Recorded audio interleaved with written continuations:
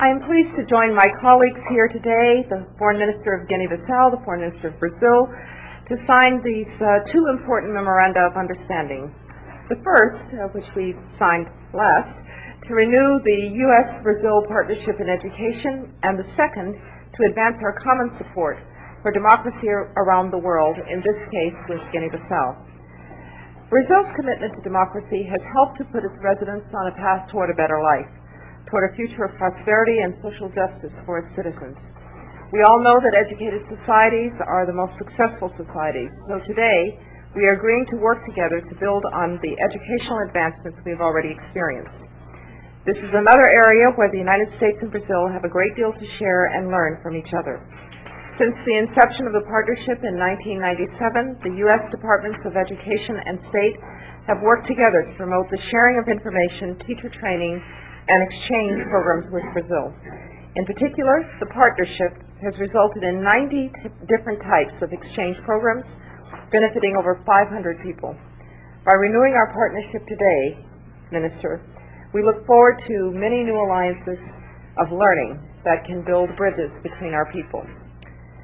As Brazil continues to realize the promise of democracy and development at home, we look to it as a regional leader and a global partner to use its growing influence to help other young democracies around the world. So it gives me great pleasure to sign this memorandum of understanding between the United States, Brazil, and Guinea-Bissau. Guinea-Bissau has made real progress in consolidating its democracy during the past 4 years, and it is a deserving recipient of this assistance. To combine our common interest in a democratic and prosperous Africa, the United States and Brazil have agreed to continue our efforts to help Guinea-Bissau strengthen its parliamentary system and to govern ever more justly on behalf of its people. The specific initiative derives from a conversation that President Lula and Foreign Minister Amorim and I had during a visit that I made to Brazil 2 years ago.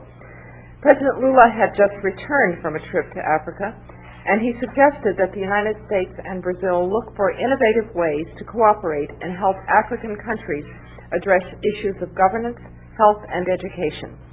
So much of this good work is carried forward by our partner institutions like Interlitis and the National Democratic Institute.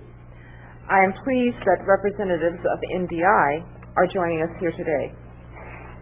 This is just one example of the global partnership that we must continue to build between our two great democracies, CELSA.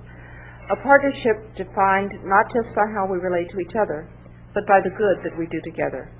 Our nations are an example to the world that large, multi-ethnic, multi-religious, and multicultural societies, like Brazil and the United States, can live together, indeed thrive and prosper together in peace, not despite our diversity, but because of it.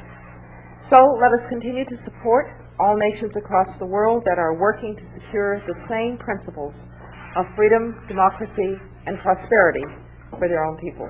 Thank you very much.